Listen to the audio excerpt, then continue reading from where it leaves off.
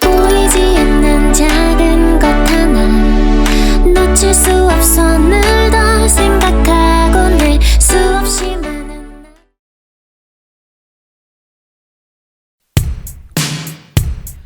관세청납시오!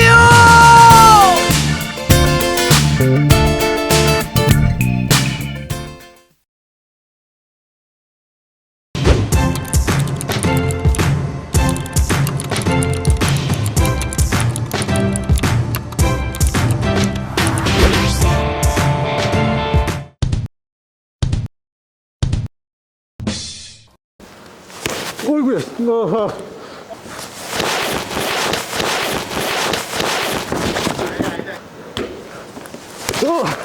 예씨!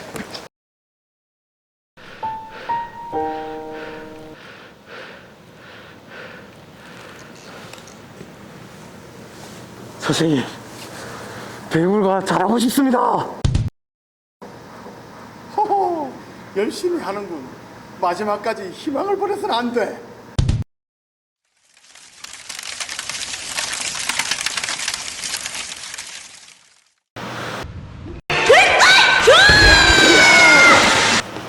그래, 난 용한, 포기를 모르는 남자지. 부산세관의 배구부의 명예를 되찾겠어! 부산세관의 배구팀이 있었다고 한다면 여러분은 어떻게 생각하시겠습니까? 아마 오늘날 입장에서 볼 것 같으면 대개 배구팀의 구단주가 기업을 이끌고 있습니다. 그러나 부산세관 배구팀이 창단될 당시는 1952년도가 되는데요. 이 당시는 사실 그러한 우리나라의 기업도 없었고, 그래서 전중이지만 어려운 예산을 통해서 부산세관의 배구팀을 가지게 되었습니다.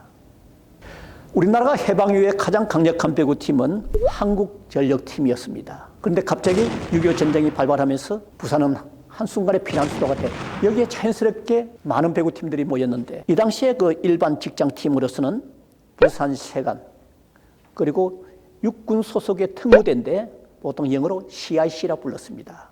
그 다음에 부산철도국, 해상경비대, 오늘날 해양경찰대가 되겠습니다. 이렇게 일반 팀으로 4개 팀이 있었고, 여기에 대학팀으로서는 동아대학교와 그리고 피난을 왔던 동국대학교 배구팀이 있었습니다. 이 6개 팀이 그야말로 대한민국의 배구에 자웅을 그릴 수 있는 강팀들이었습니다. 부산세관 배구팀이 창단된 것은 1952년도입니다. 이 당시 우리 세관장은 제2대 김신서였습니다. 그렇지만 이 배구팀을 창단하고 실제적으로 그 영향을 발휘했던 사람은 그 당시에 세무국장으로 있었던 송두영 씨였습니다.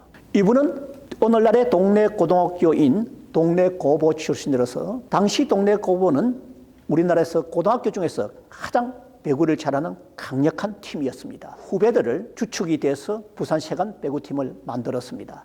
동네고보 출신으로서 주로 1차로 주전 선수는 실전의 경험 있는 선수가 필요했습니다. 그래서 그 당시에 동국대학교 선수를 뛰고 있던 어덕수 선수, 그 다음에 동아대 선수로 뛰고 있던 조석수를 1차적으로 선발을 합니다. 이어서 고등학교 출신인 조영근, 박진만 등 8명 정도를 2차로 픽업해서 이 선수들이 부산세관의 주전 선수가 되었습니다.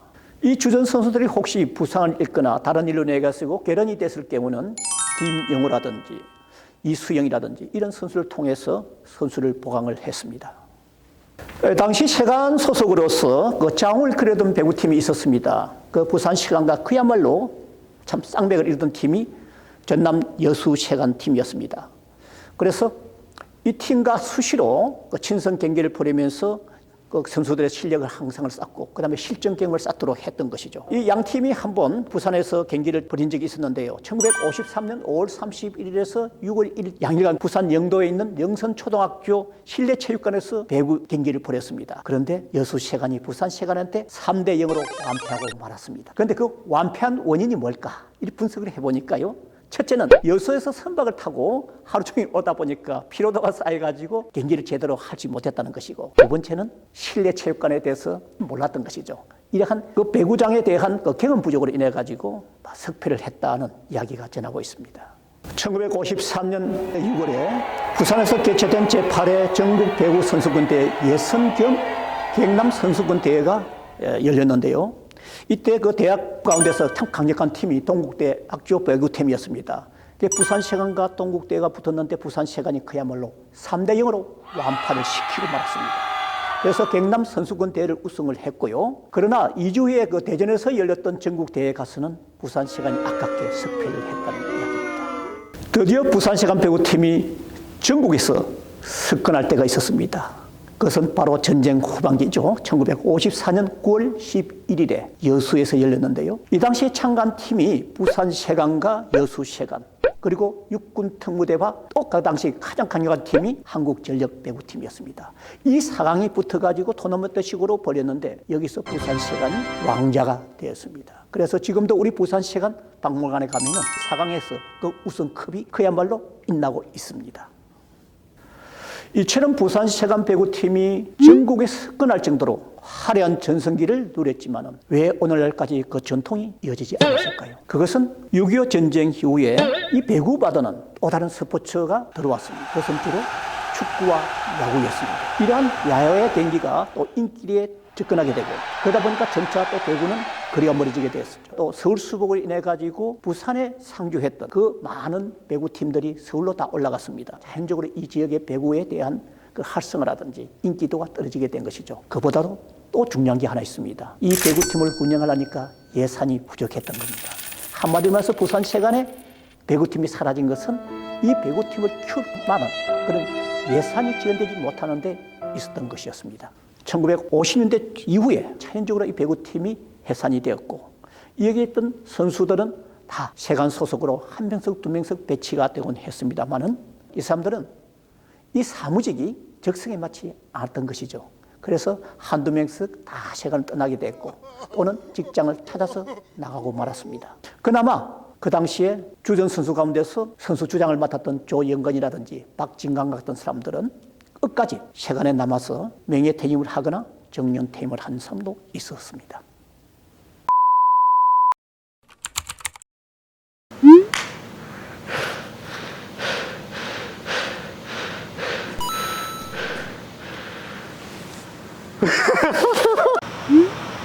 그래, 난 포기를 모르는 남자지. 잠깐만요. 다시.